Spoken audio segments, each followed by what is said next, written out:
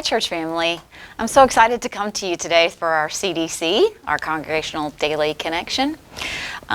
This weekend, Dan and I were talking about this experience of quarantine and how it affects different people in different ways. So, for example, Dan is a counselor and he works by online with his clients, and he's already been working at home. So really, the experience has not changed that much for him, except that I'm home all the time, which is interesting. But, for me, I'm definitely not an introvert, and I'm an extrovert that has traveled extensively on my own all over the world. I love adventure, and I've always worked with a wonderful team of people. I prefer it that way for sure. In fact, I had one boss when I was working construction before I went to college one summer. He said, "Heather, you don't meet strangers. They're just friends you haven't met yet." I'm like, yep, I like that. That's for sure me. Well, while Dan and I do experience this time of quarantine differently, as I'm sure probably you guys do too, there is a certain amount of fear present. Fear of the unknown, fear of what if I don't know it, and I spread it to someone that I love, or what would happen if I knew someone that actually died from this. So while I don't typically experience fear in that way, I did experience fear about this time a year ago, and I just wanted to share that with you. So I was in China, and my job was a recruiter for a Christian college. And I had an agent, her name was Eleanor, and she was Chinese. And being in China, I can go to most country and be comfortable traveling, working with people, but not in China. That's the one place I felt like I really needed someone to go with me. So she was our agent, which is not uncommon. Kids in China often have agents that they work with to get into schools. Like, it's very important to have someone working on your behalf. And some families pay thousands of dollars for these agents. Well, she was not one of them for sure, but as for her, she was working with Christian students to find Christian colleges.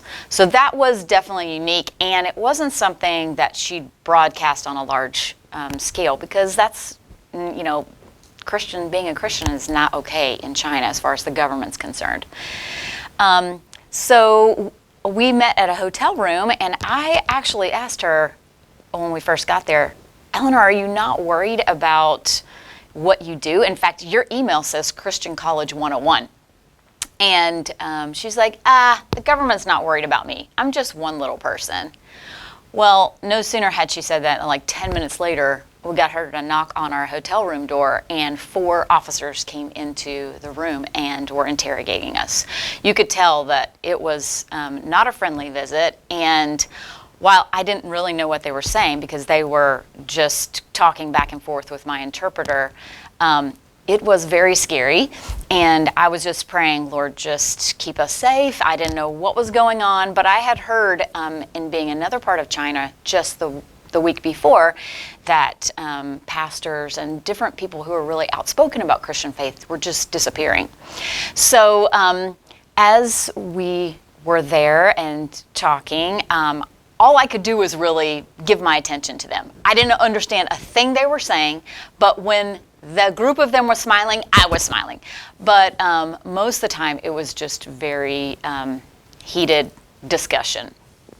About 30 minutes into the conversation, one of the police officers sat down in a chair beside me, even though he was still looking at my translator, not towards me. On his phone, he had a picture of me.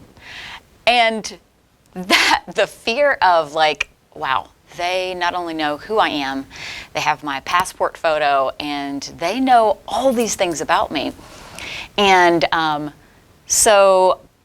didn't know the rest of the story until after they had left. They did leave. They could have put me in jail because I had a tourist visa and did not have a business visa for holding meetings, but I did employ her. We paid her to translate. So she was very strong-willed person, so that was very helpful at that time.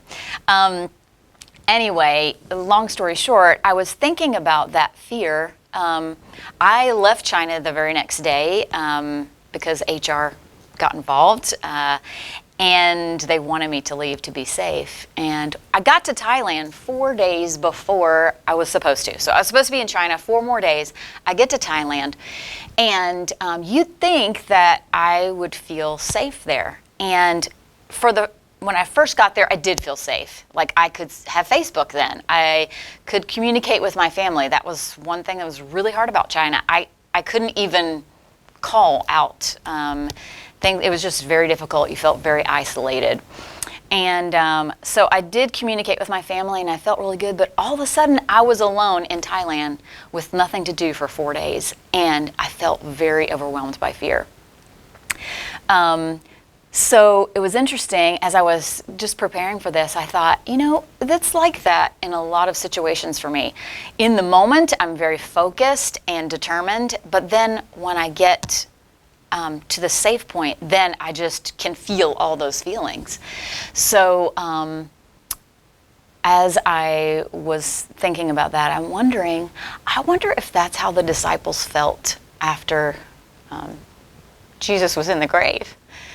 That they probably felt very afraid and not knowing what was going to happen next. They're sitting left with, what if the leaders want to kill us too? Or just fear of, now what? But you know what? Just like the disciples and me in Thailand, Jesus met me there. He met them there. He came to them and he said, don't be afraid. And I felt the presence of God with me very strongly. In fact, just almost like pointing to scriptures that were just for me at that time. I felt his presence very strongly, and I know the disciples did as well. Even in the midst of the unknown, Jesus was there. And I encourage you that Jesus is with you as well. During this time of just unknown and fear, knowing that he is there and he sees you. So I encourage you to look for him, because he's there and he is our rescuer, and he died to save us. And thank you for just spending some time with me today.